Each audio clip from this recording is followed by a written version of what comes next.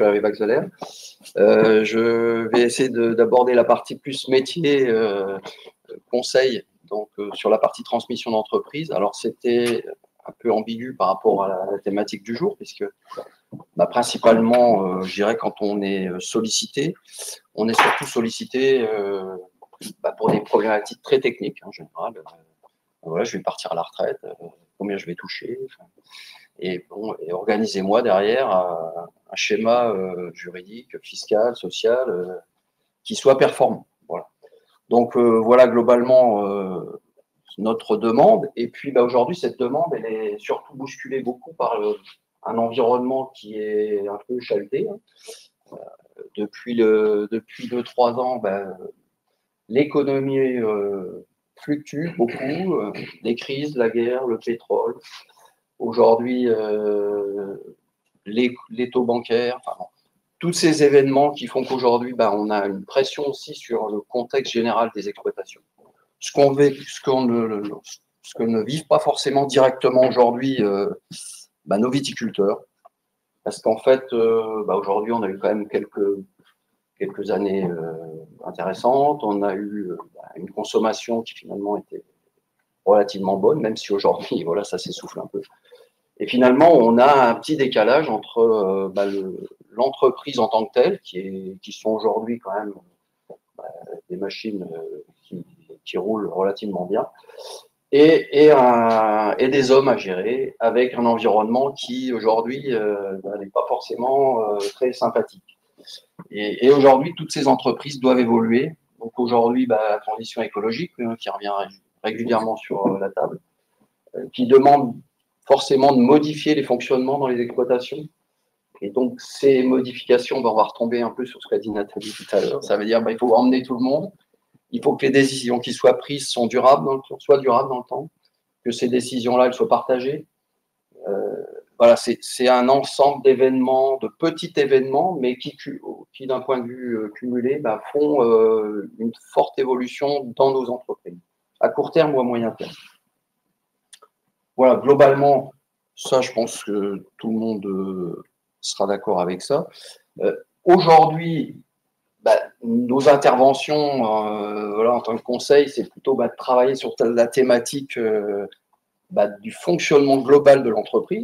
Donc, forcément, dans toutes nos approches, on va balayer tout le fonctionnement de toute l'entreprise, que ce soit de la partie juridique, organisationnelle, les baux, le fiscal, le social, la réglementation. Donc, on a forcément une approche globale sur toutes ces thématiques. Mais en sous-jacent, il va falloir convaincre forcément les exploitants. Et derrière, il faut emmener les personnes aux commandes, la gouvernance et la faire évoluer. Donc, comprendre déjà quelle est l'entreprise en face de nous, quelles sont les personnes avec qui on va travailler. On va évaluer globalement les possibilités de mouvement dans ces entreprises avec les chefs d'exploitation. Et puis, l'objectif, c'est de chercher et de concevoir la meilleure transmission possible. Globalement. Donc là, globalement, c'est ce que vous retrouvez dans tous les schémas d'investissement collectif. Toutes les possibilités, mais on le retrouve dans les entreprises, dans la transmission d'entreprises en cas général. Est-ce que j'ai la capacité de saturer mon outil et les différentes possibilités d'investissement en seul, de façon indépendante, en commun, en association. Je rejoins du coup la thématique du jour. Mais principalement dans tous ces choix, c'est de se poser les questions, qu'est-ce que je vais gagner, qu'est-ce que je perds, et comment je vais arriver à trouver ce chemin. J'avance un peu plus vite. Donc l'objectif général, c'est d'adapter toujours nos stratégies en fonction de la demande, de l'innovation technologique. Je pense que c'est ce qui sera abordé tout à l'heure par Cédric, notamment sur tout ce qui est investissement. Ces demandes-là, elles sont récurrentes. Aujourd'hui, je vais investir dans les bâtiments d'entreprise. Pourquoi ? Parce que demain, je veux avoir peut-être améliorer la qualité de mes produits, l'accueil de mes clients. Donc, derrière, il y a toujours une réflexion d'innovation. Après, elle est mutualisée ou pas suivant l'entreprise, la taille de l'entreprise et les marchés qu'on veut conquérir. Bon, les outils, vous les connaissez, hein, les avantages. Je ne vais pas revenir sur toutes ces thématiques que tout le monde connaît aujourd'hui. Hein. Donc, la principale mise en œuvre, souvent, c'est la réduction des coûts, mais c'est également l'organisation du travail, puisque derrière, ça veut dire que quand on s'équipe et qu'on mutualise, bah derrière, vous allez forcément avoir une réorganisation de l'entreprise. Et du coup, on va retomber dans tout ce qui est avantages sociaux ou points sociaux à travailler. Donc ça, je laisserai Cédric peut-être aborder un peu plus finement ce sujet, notamment sur le travail en équipe. Donc ça a été bien valorisé tout à l'heure par Nathalie. Les compétences, la spécialisation et l'organisation générale des travaux. Donc ça, je vais passer. Il y a un peu de redondance. Donc le collectif, je ne vais pas revenir dessus non plus parce que ça a été abordé. On part surtout d'exploitation, nous, plutôt indépendantes, avec des individus, donc des chefs d'exploitation qui ont leur fonctionnement et qu'on va devoir, du jour au lendemain, faire passer à une transmission ou d'entreprise ou à un partage dans le cadre d'associations collectives vis-à-vis d'équipements ou autres. Et donc, on va passer à la gestion des groupes. Donc, je te rejoins, Nathalie, je passerai assez rapidement. Voilà. Donc, l'idée derrière, c'est pour faire quoi? C'est de pérenniser l'entreprise. Et donc, on revient à la base de tout, dans nos métiers. Parce que tous les conseillers, dans les premiers moments des rendez-vous, on va définir avec les exploitants clairement les objectifs. C'est quoi vos objectifs? Où vous voulez aller? Quel chemin on va essayer de prendre pour y arriver? Et quels sont les différents chemins pour y arriver? Le cap, il faut nous fournir un cap, mais voilà, la route, elle est à construire. L'itinéraire est forcément à construire. C'est le challenge de nos métiers. Aujourd'hui, globalement, il existe une multitude d'outils de transmission, d'organisation. Par contre, l'entreprise, elle n'ira que là où les exploitants veulent aller. Donc, à eux de clairement de définir et donc avec nous de faire partager ces moments. Donc là, je vais reprendre rapidement, à la limite, une petite synthèse de ce qu'a dit Nathalie. Forcément, ça veut dire qu'il faut redéfinir les valeurs. C'est quoi les valeurs de l'entreprise? Qu'est-ce qu'on veut aujourd'hui? Qu'est-ce qu'on veut conserver? Il faut affirmer les visions. Si ça veut dire demain, ça sera quoi la place dans l'entreprise? Ça sera quoi? Enfin, quel sera le positionnement de chacun? Et puis, les missions. À quoi ça sert? Pourquoi on fait ça?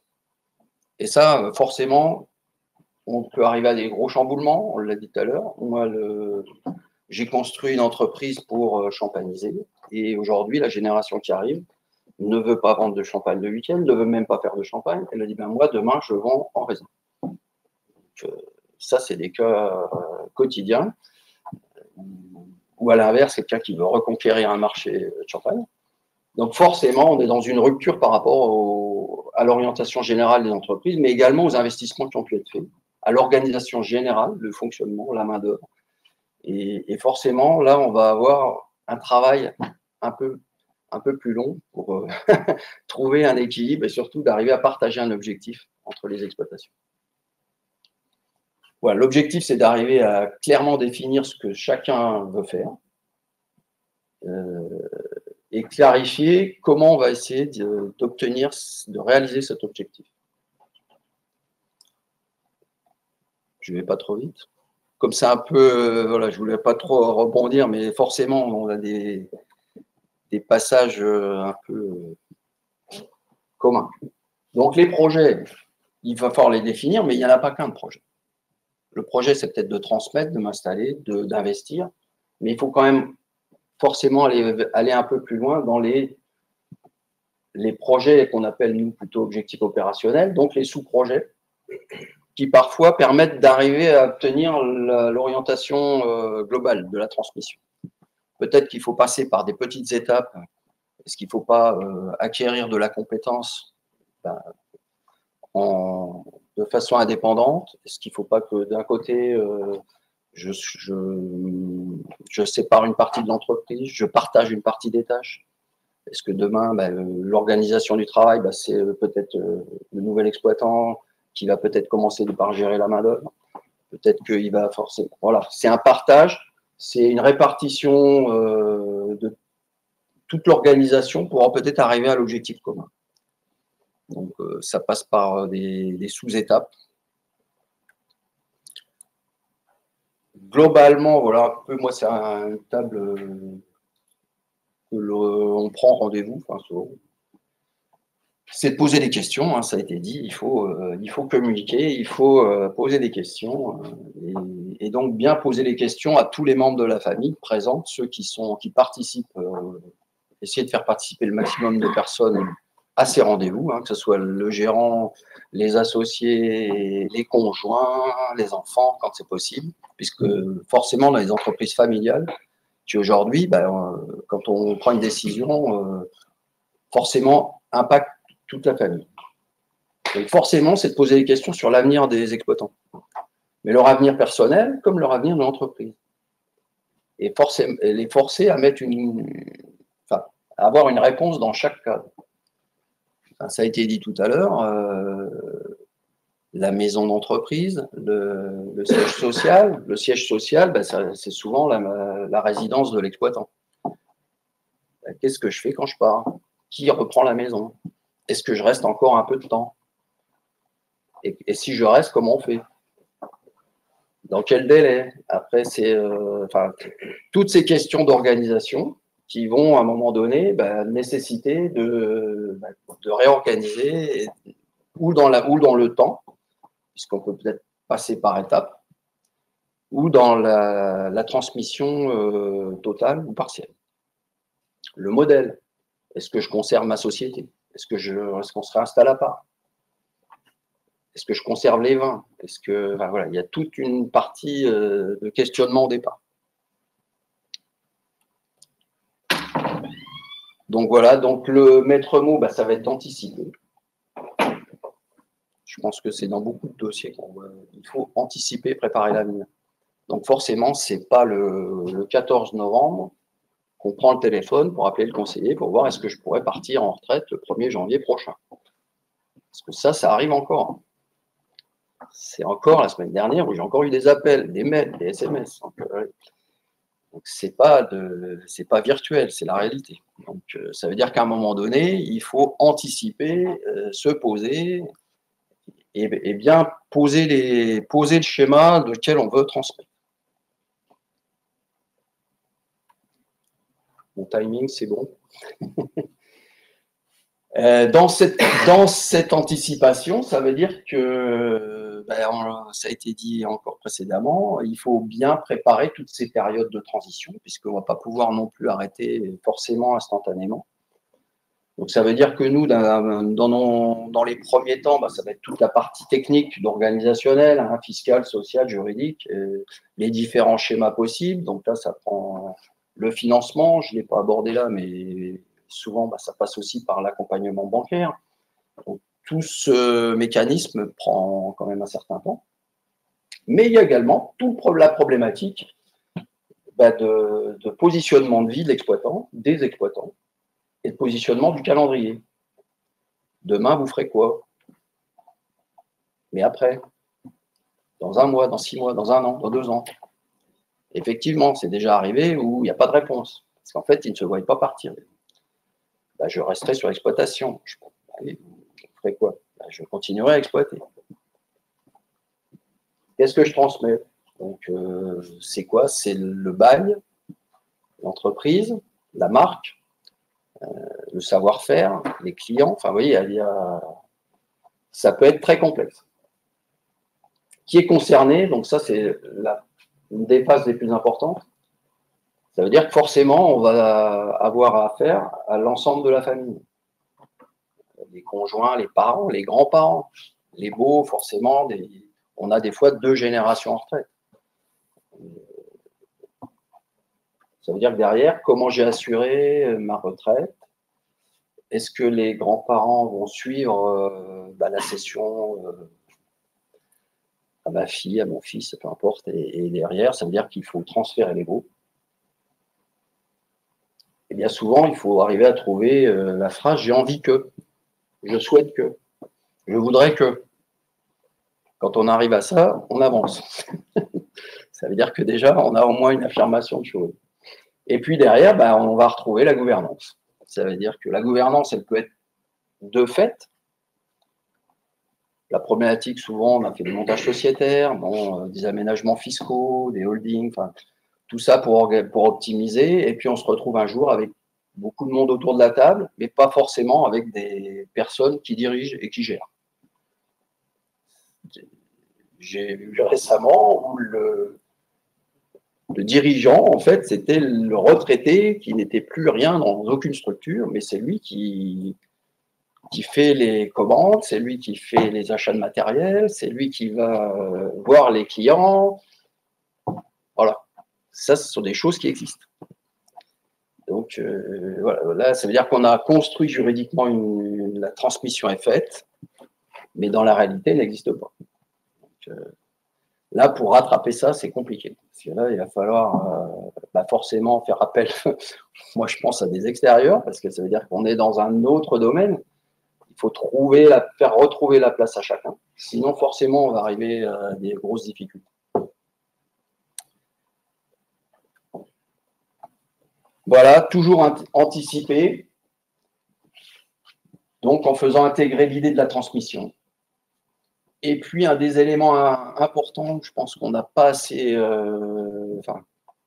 qu'il faut bien faire prendre en compte dans nos accompagnements, c'est le maintien d'une rentabilité économique des entreprises. Ça paraît un peu étonnant, mais vous êtes en phase d'exploitation agricole, d'entreprises qui ont des bilans avec des dettes, des créances, des résultats.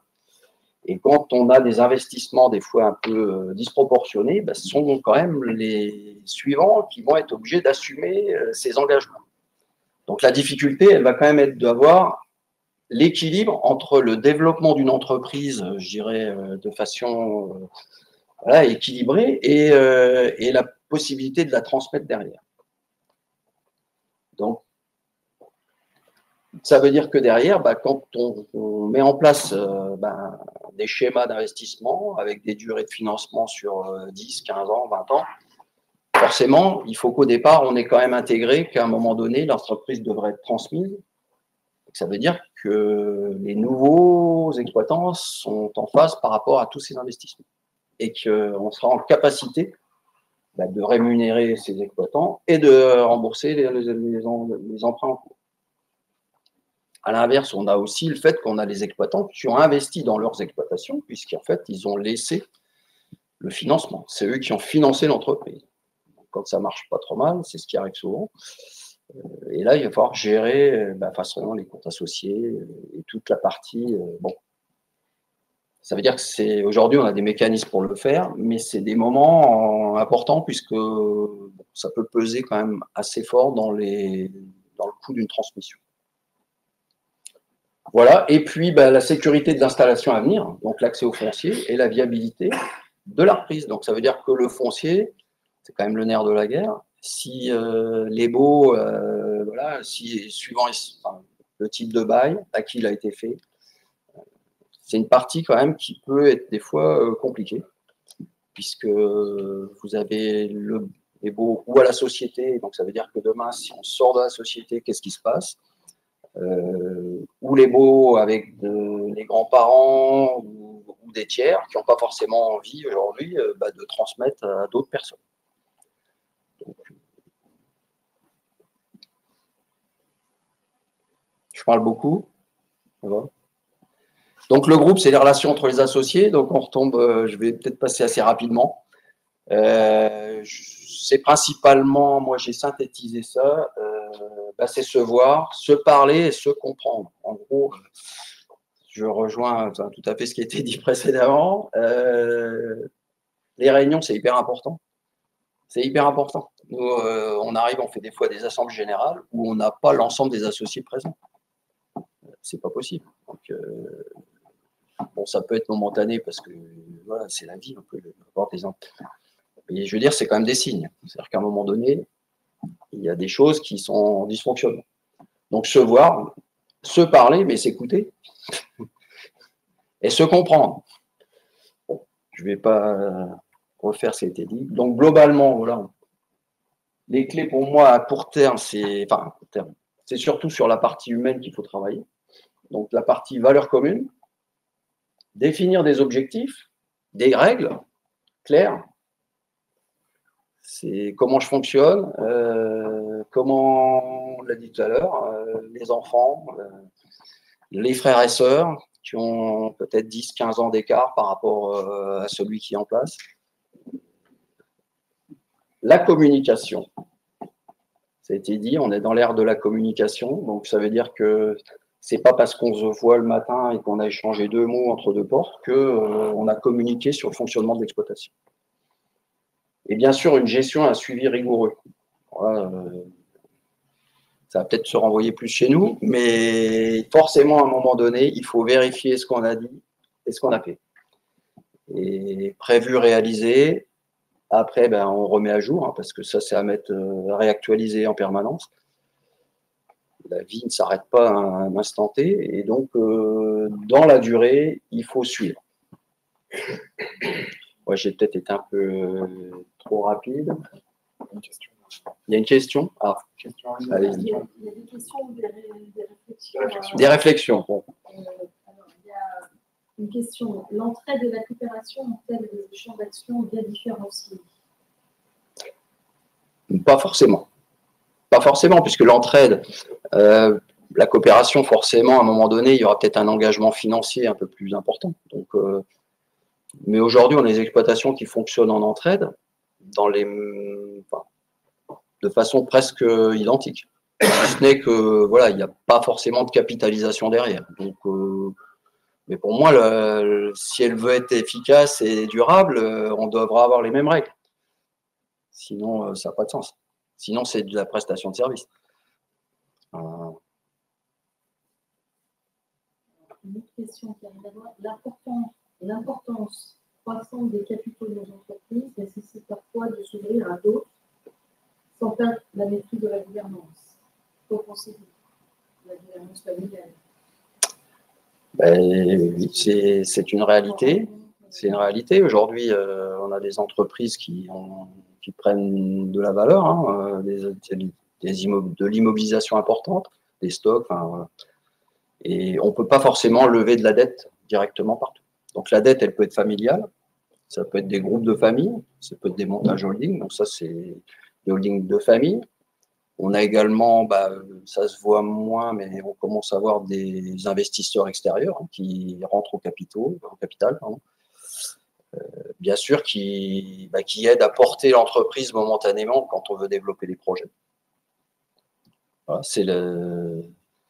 c'est l'économie d'arché aujourd'hui où on a nos entreprises sont en face. Donc, je pense qu'on n'est encore pas dans les mêmes proportions que certains vignobles, hein, bordelais, Bourgogne, mais je veux dire, c'est des choses que l'on rencontre.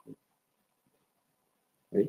Et moi, je n'ai pas d'avis, c'est comme ça. De toute façon, on ne peut pas aujourd'hui lever de la dette à 100% pour reprendre une entreprise dans la totalité.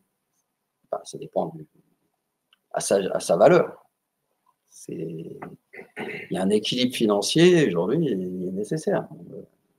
Le BE doit permettre le remboursement des emprunts et l'autofinancement et vivre. Donc, voilà. À moins que vous trouviez une valeur ajoutée énorme, ce qui est fort possible. Je vous le souhaite. Mais bon. Une question, devant les défis et menaces, transition écologique, maladie, la coopération ne peut-elle pas bénéficier d'accompagnement en conseil extérieur? Les maladies, c'est vrai. Général, il y a une réponse comme quoi c'est déjà un peu le cas quand même. Oui, je pense. Il y a déjà des choses qui sont en place. Après, oui, tout ce qui. Après, il y a tout le système d'assurantiel qu'il faut quand même. L'organisation, c'est aussi une assurance. Je pense que ça se dira aussi. Travailler en commun, enfin, ça aussi cet avantage-là, c'est que c'est une forme d'assurance. Après, que ce soit la coopération, partager les équipements, partager les installations, ne pas supporter la totalité de tous les moyens de production et tous les coûts et organisation. Effectivement, pour moi, c'est une diversité. Puis après, il y a l'assurance en tant que telle. Une dernière réflexion sur les réunions. Certains disent que les réunions sont importantes, mais elles doivent être efficaces. Et avec des comptes rendus pour formaliser les décisions. Complètement. Je ne l'ai pas mis, j'avais une diapo là-dessus sur le type de réunion.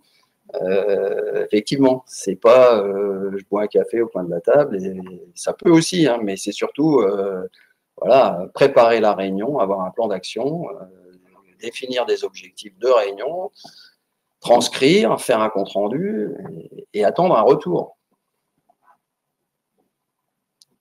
Donc voilà, effectivement, on rentre dans la vie d'entreprise. Ce qui se pratique dans toutes nos entreprises commence aujourd'hui à rentrer dans les entreprises familiales. En fait, c'est le fonctionnement aujourd'hui nécessaire pour arriver à communiquer et à faire partager l'ensemble des objectifs. Je ne sais pas si c'est... Merci. Vous avez des questions, ils sont calmes aussi. Vous êtes dans la salle? Oui. Non. N'hésitez pas. Si... Hervé est à retrouver à la MDA pour toute question pour approfondir. Merci.